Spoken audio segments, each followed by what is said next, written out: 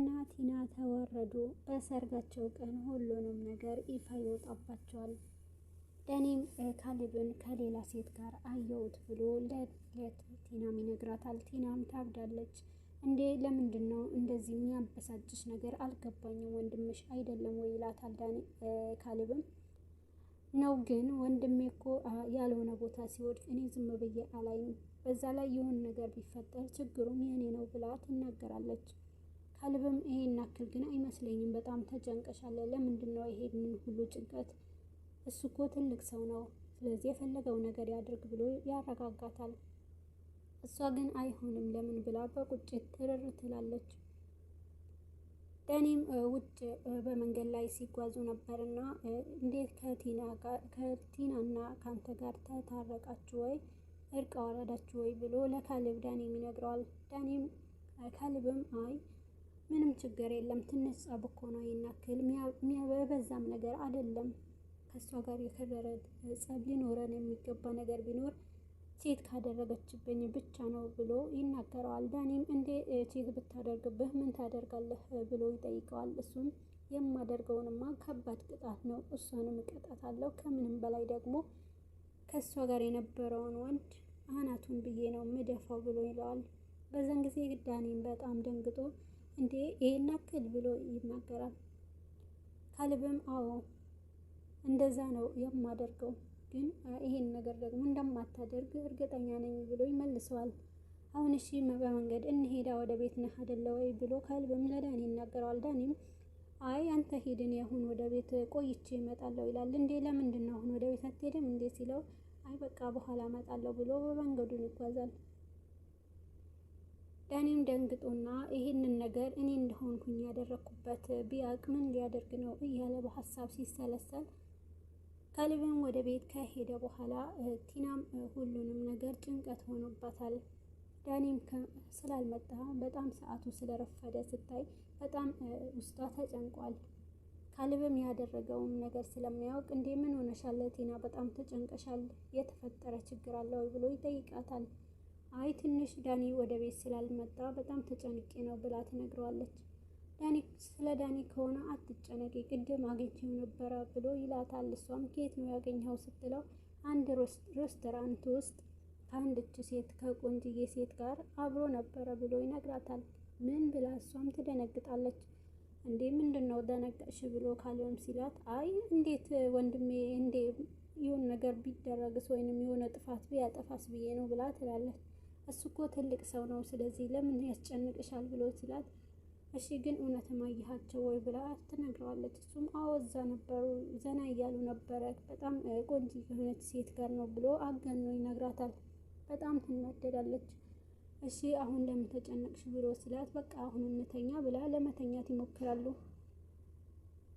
ሲነጋም በጭንቀት ውስጥ ሆና ካሌብም ተነስቶ ወደ ስራ ለመሄድ ያስባል። እሱም ለመሄድ ሲያስብ ስንት ሰዓት ትመጣለህ፣ ታረፍዳለህ ወይ ብላ ትጠይቀዋለች። ቲናም አይ እንደ ስራውን ሁኔታ ነው፣ ምናልባት ሊሆን ይችላል ብሎ ሲላት አንቺ ግን አሁንም የተጨነቅሽ ትመስያለሽ ይላታል።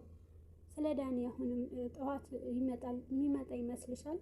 ምክንያቱም አንድ ሁለት ሳይሉ እዛውም ዘና ሳይሉ ከሴት ጋር ከሆነ በኋላ ሳያድር አይመጣም ብሎ ይናታል። እሷም እንዴ ከሴት ጋር አድሮ ትላለች። ምን ችግር አለው? እሱ እኮ ወጣት ነው፣ ስለዚህ የሚያደርገውን ነገር ያውቃል፣ ለምን ትጨነቂያለሽ ብሎ ይናገራታል። ነገ እኮ የሆነ ችግር ቢፈጠር ለኛም ነው፣ እሱ በዛ ላይ ብር የለውም፣ ምንም ነገር ሳይኖረው ይሄ ነገር እንዴት ያደርጋል ብላ ትናገራለች። ካሌብም ለምን አታካብጂ ናክል ሁሉም ነገር ያውቃል ብሎ ይላታል። እሷም ተናዳ በቃ ስራ ረፍዶብሃል ብላ ወደ ክፍሏ ትገባለች። በመንገድ ላይ ሲሄዱ እሱም ወደ ስራው ከሄደ በኋላ ዳኒም ወደ ቤት ይመጣል። ቲናም በብስጭት ሆና በጥፊ ትመታዋለች። ወዴት ሄደህ ነበረ ብላ የት ነው ያደርከው ብላ ትጠይቀዋለች። ተረጋጊ እንጂ ቲና ምን ሆነሽ ነው እንዴ? እኔን በጥፊ እየመታሽኝ እኮ ነው ብሎ ሲላት አዎ እንዴት አደርገኛለህ አንተ ባለጌ ነህ ብላ ታመነጫጭቀዋለች። በዛ መሃል ሁለቱም ጸቡ ይፈጠራል። የካሌብ አባት ሁሉንም ነገር እያየ ነበረ። ቲና ማመነጫጭቃ በሁሉም ተሰዳድበው ወደ ከቤቱ ወጥቶ ወደ ሌላ ቦታ ይሄዳል። የካሌብ አባትም ካሌብ ወደ ቤት ከመጣ በኋላ ምን አድርገህ ነው እዚህ እኮ ሊጋደሉ ነበረ ብሎ ይናገራል ካሌብ አባት። ካሌብም ምን ላድርግ ከሴት ጋር አየሁት ብዬ ስለተናገርኳት ልታብድ ደርሳለች ብሎ ይለዋል። ለዛ ነው ታዲያ ሁሉንም ነገር እዚህ ሊባሉ እኮ ነበረ አጋደልካቸው ብሎ ይነግረዋል። ቲናም ወደ ኮሽና ገብታ የሰርጋችን ቀን እኮ ደርሰዋል ብላ ለትሁት ትነግራለች። ትሁትም አዎ አውቃለሁ ግን ደስ አላለሽም ትላታለች። እኔ በጣም ደስ ብሎኛል ብላ ቲናም ትናገራለች። አንቺ ግን በጣም እንትን ያልሽ ይመስላል። ምንድን ነው አዲስ እኮ አይደለም አንቺ በዛ ላይ ተዋውቀሻል ከብዙ ቤተሰብ ጋር እያለች ቲናም ትሁትም ለቲና ትላታለች።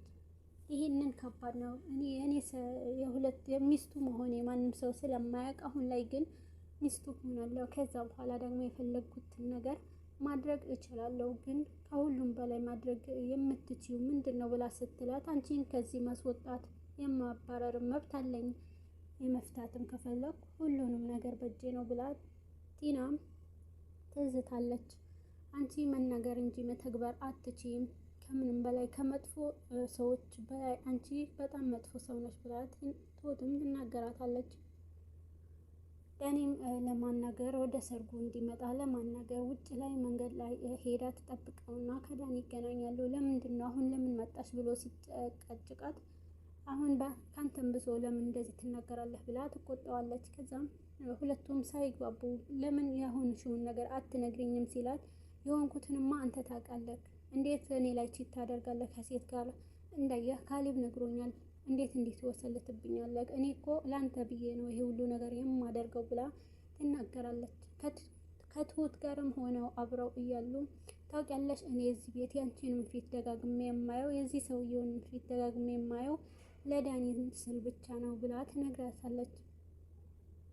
የካሌብ አባትና ዳኒም ካሌብም ሁሉም የሰርግ ቀናቸውንም አዘጋጃጅተው ሁሉንም ነገር በስርዓቱ እያካሄዱ የካሌብ አባትም መንገድ ላይ በሱቅ አጠገብ ቁጭ ብሎ ነበርና ካሌብም ከሌላ ቦታ ላይ እየተጓዘ ነበረ። ግን ዳኒ በአንድ መንገድ ወደዚህ ሲመጣ ድንገት ዳኒ ያየዋል በተቀመጠበት። እሱ ነው ያየሁት ወይስ ማን ነው ብሎ ደንግጦ ዳኒም ይሮጣል። ሲሮጥም የሚያየውን ነገር ወደ ክፍሉ ገብቶ ሰውየውን ተቀምጧል ወይስ የለም እውነቱን ለማረጋገጥ ነበረ። ሁሌም ይሄ ነገር በሚነግራት ጊዜ ቲናም አንተ እያቃዠህ ነው ከህልምህ ንቃ እያለች ስለምትለው አሁንም የካሌብ አባትን አይቶት እንዳላየውና እንዳየው በማረጃ ለማድረግ ወደ ቤት ሲሮጥ የካሌብ አባትም ስልክ ይደውልና ወደ ካሌብም አንስቶ የሆነ ነገር ብሎት ከዳኒ ጋር ይገጣጠማሉ። ምን ሆነሃል? ለምንድን ነው እንደዚህ የምትሮጠው ብሎ ካሌብም ለዳኒ ይለዋል። ዳኒም ወደ ቤት ለመሄድ ነው ብሎ ሲለው እና ከእህትህ ጋር ልትታረቁ ነው ይቅርታ ልትላት ነው ጥሩ ነው ያደረከው ብሎ ካሌብም ይነግረዋል። አዎ እሺ ግን እሺ በቃ እኔም ወደ ቤት ነኝ ብሎት አብረው ይሄዳሉ። በመንገድም ሲሄዱ ትንሽ ቦታ ከደረሱ በኋላ በቃ አንተ ግባ እኔ ትንሽ ስለደከመን አሁን ፍራፍሬ የሆነ ነገር ይዤ ልምጣ ብሎ ካሌብም ወደ ሱቅ ይሄዳል። አንተ ፈጥነህ ግባ ብሎ ይለዋል። ያንን አጋጣሚ እንዳገኘ ቶሎ ብሎ ሮጥ ብሎ ይገባል። ሲገባም የካሌብ አባት ፊት ለፊት ቁጭ ብሎ ነበር።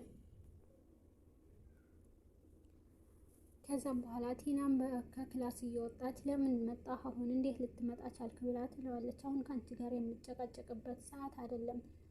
እውነት ካሌብ ያለሽን ወሬ ሰምተሽ ነው አይደለ ይሄንን ሁሉ ግርግር የምትፈጥሪው ሲላት ካሌብም በሩን ከፍቶ ይገባል። አረ በቃ አሁን አትጨቃጨቁ እህትና ወንድማማቾች አይደላችሁ እንዴት ታረቁ ብሎ ተቃቀፉ ይላቸውና ይተቃቀፋሉ። የሰርጋቸውም ቀን እንደደረሰና ሁሉንም ነገር እንዲዘጋጃጁ ያደርጋሉ። የካሌብ አባትም ልብስ ሊገዛለት ካሌብ ከቤት ይዞት ይወጣል። ቲናም ወደ ሳሎን ስትመጣ የካሌብ አባት ታጣዋለች። ወዴት ሄደው ነው ስትል ውጭ ወጥተዋል ብላ ትናገራለች። እንዴት እዚህ ቤት ያለ ሰው ሁሉ እኔን ሊያሳብደኝ ነው ወይ ብላ ቲናም ትናገራለች። ለምንድን ነው አንቺን የሚያሳብድሽ? ቆይ አንቺ ምን ቸግርሽ ነገር አለ ትላታለች። ቲናም አንቺ ያገባሽም ወደዛ ሂጂ ስራሽን ስሪ ብላ ለሷም ተመነጫጭቃታለች። በቤትም ከመጡ በኋላ ለካሌብ ቆይ ግን ካሌብ እኔ ያልኩህን መቼ ነው የምትሰማኝ? ለምንድን ነው ይሄ ሁሉ ላባየም ልብስ እየገዛ እንደዚህ የምታደርገው? እሱ ሰው ፊት እንደዚህ ቀርቦ ከሚያፍር ለምን እኔ የምልህን አትሰማም? ለምን ሰርጉ ፊት ላይ ለምን ይቀርባል ብላ ትለዋለች። ዳኒም እኔን እያስከፋሽኝና እያስቀየምሽኝ መሆኑን አታውቂም ወይ? አባቴ እኮ ነው። እንዴት አባቴ ፊት እንዴት ያለሽ? አባቴ ደግሞ ሰርጉ ላይ ይገኛል ብሎ ይናገራታል። የሰርጉን ቀን ከደረሰ በኋላ ሁላቸውም የሰርጉን ልብስ ከለበሱ በኋላ ካሌብም ከቤት አልነበረም። ለዳኒም ጠርታ ዳኒን አግዘኝ ብላ የካሌብ አባት ወደ ክፍሉ ትወስደውና እዛው ታስገባውና አልጋው ላይ ትወረውራለች። ከዛ ሁላቸውም በተሰበሰቡበት ካሌብም ከመጣ በኋላ የት አለ አባዬ ብሎ ይናገራል። አባዬ ትንሽ ደክሞታልና ክፍል አስገብቼው አረፍ ይበል ብዬ ነው ብላ ትናገራለች። እነሱም እየተሳሳቁ ባለ ጊዜ የካሌብ አባትም የክት ልብሱን ለብሶ ፊት ለፊታቸው ሲቆም ሁላቸውም በድንጋጤ ቆመው ይቀራሉ። ያዩትን ማመን አልቻሉም ነበረ። ፍዝዝ ብለው ነበረ ሁሉንም ሲመለከቱ የነበረው። ሁለታቸውም የውርደት ቀናቸውን እየተከናነቡ እንዴት ሆኖ ነው አይናችን ነው ወይስ ህልም ላይ ነን ብለው እያሰቡ ነበር። ግን ሁሉንም በእቅዳቸው መሰረት አድርገውታልና የካሌብ አባትም ልብሱን ከለበሰ በኋላ ፊት ለፊት ቆሞ ሲያዩት እሱ ነው ወይስ አይደለም እስከ ማለት ድረስ ሁላቸውም በጣም ደንግጠው ነበረ፣ ከሶስታቸው በስተቀር ማለት ነው።